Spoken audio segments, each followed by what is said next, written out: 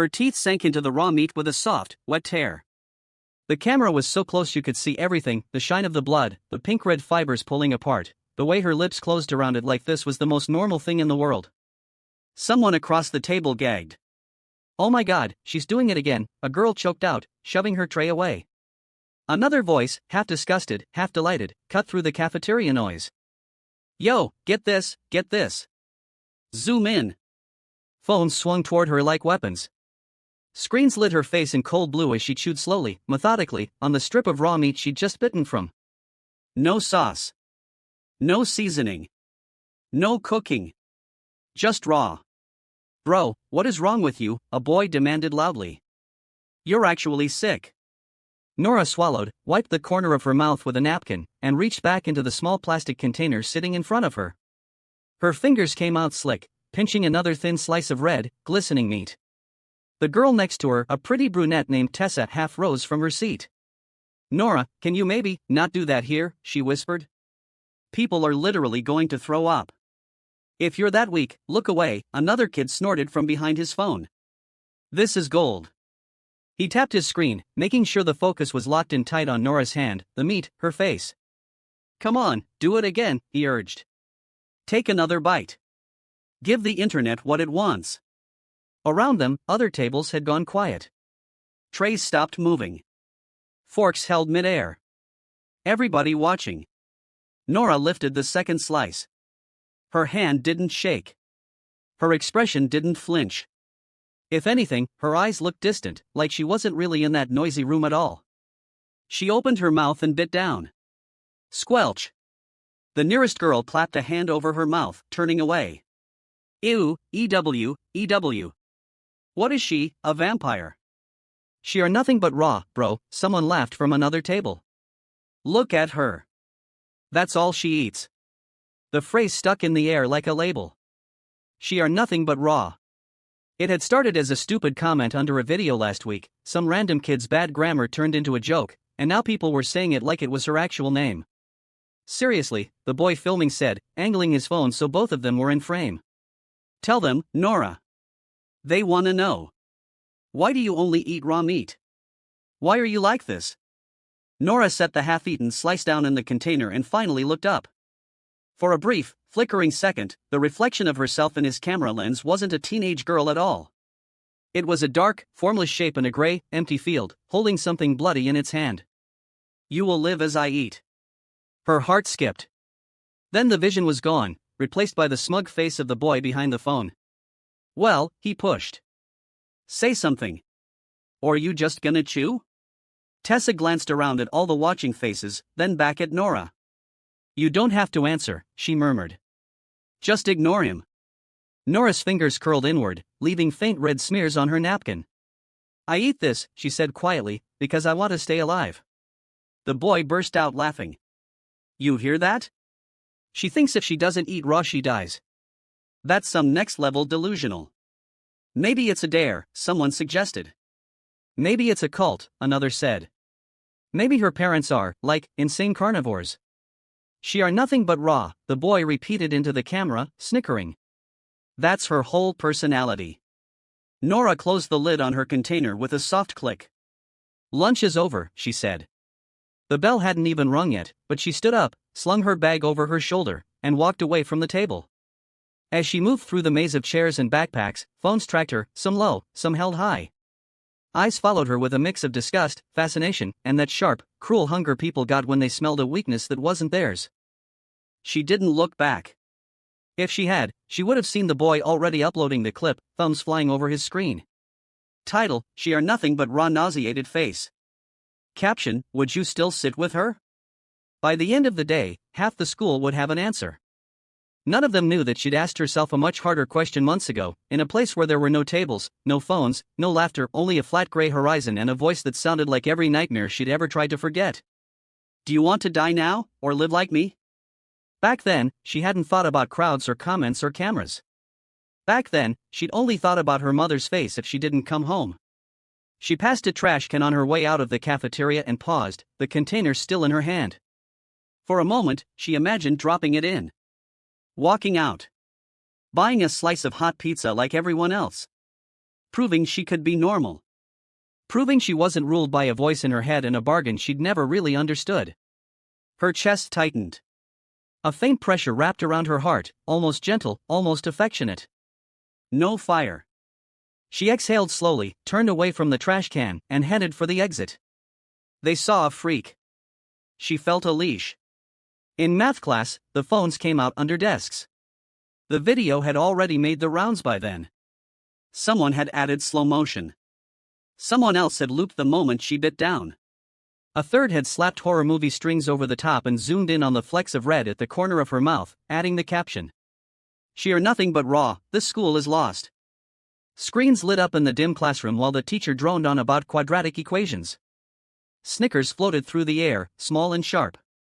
Nora sat 3 rows from the back, eyes fixed on the whiteboard, hands clenched in her lap. She didn't need to see the video. She knew exactly what it looked like. Everyone, put the phones away, Mr. Gold barked finally, catching on.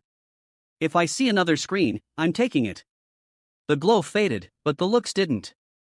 When the bell rang, Nora waited until most of the class had filed out before she gathered her things. As she stepped into the hallway, the boy from lunch, Liam, was leaning against the lockers, laughing with a couple of friends. He spotted her. Hey, internet star, he called. Check your notifications yet? She kept walking. He pushed off the locker and fell into step beside her. You're welcome, by the way. This is gonna blow up. I didn't ask you to record me, she said quietly. You should be grateful, he insisted. People go viral for way less. At least you're doing something unique. Unique, she repeated. That what you call it? What do you want me to call it? He shot back. Insane? Criminal? A health code violation? Trying none of your business, she said. He laughed once. Come on. The whole school's seen you now.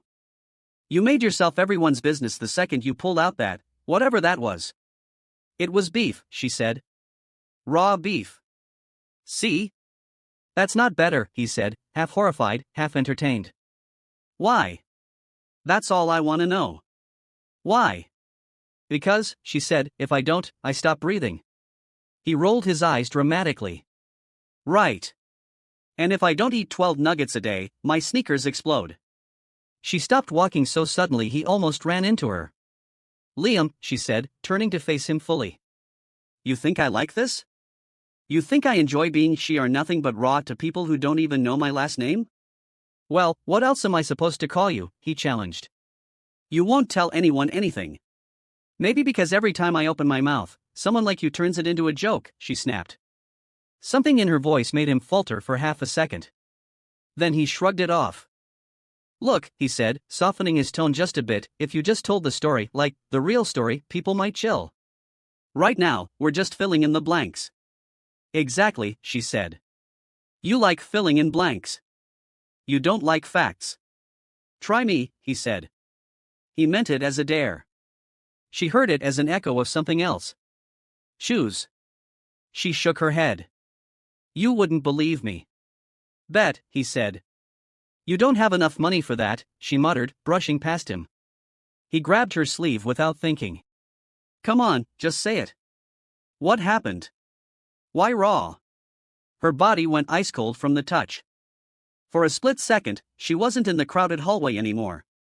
She was wet, freezing, upside down, the world a dizzy blur of rain-streaked light and screaming metal. Dad, watch out. Impact. Silence. Nora? Liam said, releasing her as he felt her flinch. You good? She blinked hard, forcing the flashing lights back into memory. Don't touch me, she said, voice shaking more than she wanted it to. He held his hands up in surrender. Okay. Chill. Yeah, she said bitterly.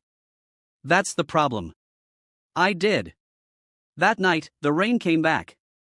It wasn't real, just in her dreams, but it felt like it was pounding on her skull from the inside. She was back in the car. Her father's fingers tapped the steering wheel in time with the song on the radio. She was mid-complaint about some teacher when the headlights bloomed out of nowhere, blinding, impossible, too close. Dad. She woke up before the crash, as always. Her body refused to replay the actual pain. But the place after? It replayed perfectly. Gray. Flat. Silent. She stood there again, barefoot, clothes torn where the seatbelt had cut into her. Hello, she'd called, voice swallowed by the nothing around her. No answer. Then the shape appeared. It hadn't walked. It had just been far away 1 second and closer the next, like the distance between them had been erased. Even in the dream, her heart hammered. She could feel the old terror crawling up her spine. You remember, the voice had said, overlapping, layered, like 100 whispers stacked together. Yes, she whispered back. You begged, it reminded her. You were very loud. I didn't want to die, she said. Few do, it replied. Few are heard. A chunk of raw meat had risen from the gray ground into its shadowy hand, just as it had the first time. Blood dripped from it without ever hitting the floor. You will live as I eat, it had said then. No fire. No burned flesh. No cooked life. Put flame inside you, and you end where you should have. Refuse, and you end now. Choose.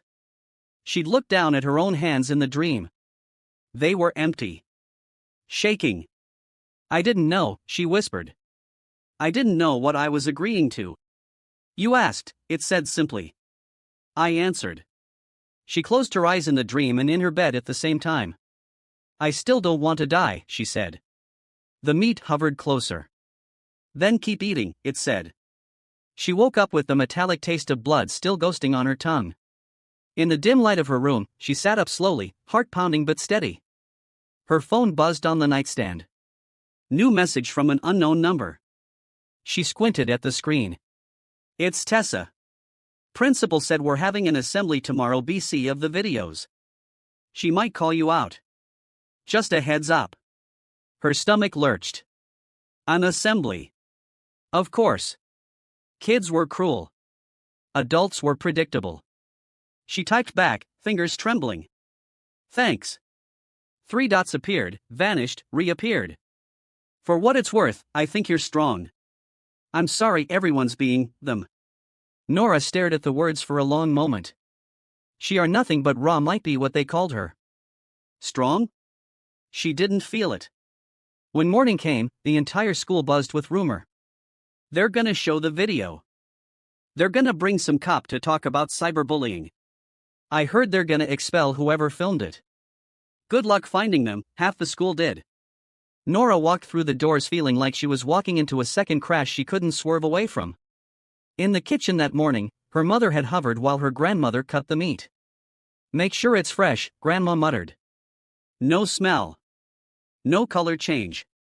He'll punish carelessness. He will do nothing, her mother snapped, then crossed herself under her breath.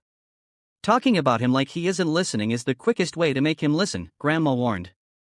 Nora sat at the table, watching the bright knife flash, the red pieces falling into the container. I don't want to go, she said. To school, her mother asked. To the assembly, Nora clarified. They're going to show it. On a big screen. Her mother's jaw clenched. If they do. What are you going to say? Nora cut in. That I can't eat normal food because death made me a deal? Her mother's lips pressed into a thin line. Grandma looked up. If they ask you to speak, she said, say as little as possible. Names give power. Stories give shape. He likes both. I can't just stand there and say nothing, Nora protested. You can, Grandma said. Silence is still an answer. But not the one they want, Nora murmured. At school, she took her usual seat near the back of the auditorium, hoping she'd blend into the dark. It didn't work. People kept glancing her way, nudging each other, whispering. Mr. Daniels slid into the row behind her and leaned forward.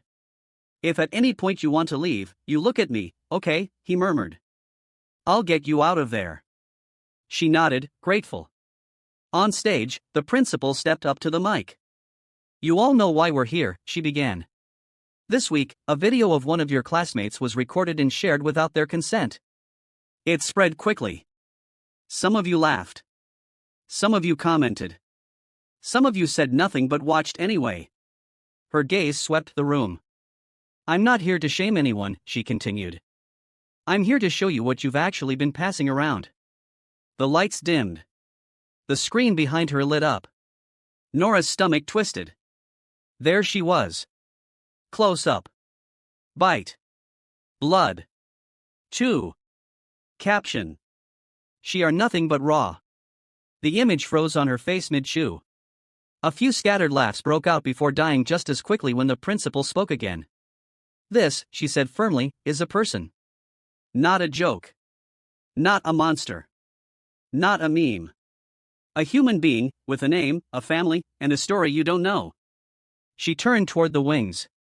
And now, with her permission, the principal said, looking out at the crowd, I've asked Nora if she would be willing to share a little of that story.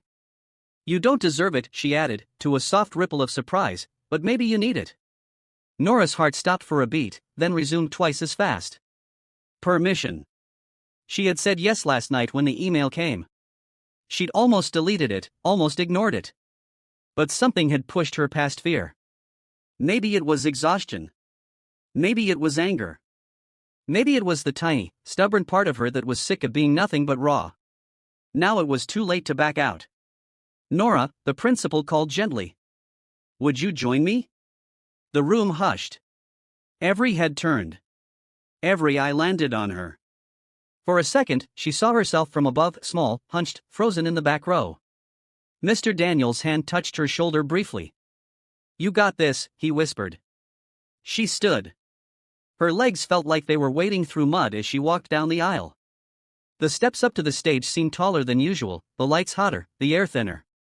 The principal handed her the microphone and stepped back. Nora looked out at the sea of faces. People she'd known since kindergarten. People she'd never spoken to. People who'd shared her worst moments like they were funny animal clips. She took a breath that scraped at her lungs and brought the mic to her mouth. If you're recording this, she said, voice echoing through the room, you might want to hear the whole thing before you decide what to caption it. A few nervous chuckles scattered through the audience. My name is Nora, she continued. You already know that. You also know I eat raw meat. You've seen it. You've sent it to your friends. You've called me names for it. Her gaze flicked briefly to Liam. He couldn't meet her eyes. What you don't know is that a year ago, I stopped breathing, she said. Completely. The room tensed. It was raining, she said. My dad was driving. A truck hit us. I'm not going to describe it, because honestly, I don't remember the exact moment. I just remember waking up somewhere else. She paused, bracing for laughs, for eye rolls. None came. I woke up in a place that wasn't here, she said. No sound. No people. Just gray. And there was something there with me. I don't know what it was. I can't prove it was real. Call it death, call it my brain, call it a demon, I don't care. All I know is, it told me I was supposed to be done. Her fingers tightened around the mic. It said I'd begged, she went on. Begged not to die. I didn't remember at first. Then I did. I remembered thinking, please, not yet. I'll do anything. Apparently, anything gets taken literally. A few kids shifted uncomfortably. It told me I could go back, she said. But I'd have to live differently. It said, you will live as I eat. No fire on your flesh. No cooked meat. If you put flame inside you, your time ends where it was supposed to. If you don't, you keep walking a little longer. She exhaled. I know how that sounds, she added quickly. Crazy. Superstitious. Like some horror movie plot. I thought so too. Then I woke up in the hospital. She swallowed hard, forcing herself to continue. Doctors called it a miracle, she said. They'd given up. My heart started again anyway. My grandmother, though, she didn't call it a miracle. She called it a bargain. Her eyes stung. The first time they brought me hospital food, I tried to eat like normal, she said. Chicken. Potatoes. The second the cooked meat touched my tongue, my chest seized. I couldn't breathe. Machines went nuts. I heard that voice again in my head, laughing at me, saying, we had an agreement. When I spit it out, the pain stopped. She could see some kids' faces paling. At home, my mom cooked my favorite meal, she said. Roast. The smell used to make me happy. This time, it made me want to throw up. I tried anyway. I lasted half a bite. Same thing. Pain. Darkness. My lungs forget how to work. My heart remembers it was supposed to stop. Her grandmother sat in the audience, fingers moving over her rosary, lips forming silent prayers. My grandma told me stories after that, Nora said. About her village. People who came back from drowning and could never touch water again. People pulled from fires who could never stand near a flame. People who woke up in their coffins and then had to sleep sitting up for the rest of their lives. Break the rule, break your life. She spread her free hand, palm up. You don't have to believe in curses or deals, she said. You can call it trauma. You can call it my brain protecting me. You can call it whatever makes you feel less scared. But I feel it. Every time I get near a stove. Every time I try to convince myself I'm stronger than it. My body says no. That voice says no. So I listen. Her voice wavered. That's why I eat like this, she said. Not because I want to be different. Not because I'm trying to gross you out. Not because I like the taste. I hate it most days. I do it because the alternative, for me, feels like not waking up at all. She looked down at the floor for a second, then back up. You see a girl chewing raw meat, she said. I see the line between here and a grave. You see something to laugh at. I see a promise I made when I was terrified and alone in a place that wasn't supposed to exist. She let the words hang there.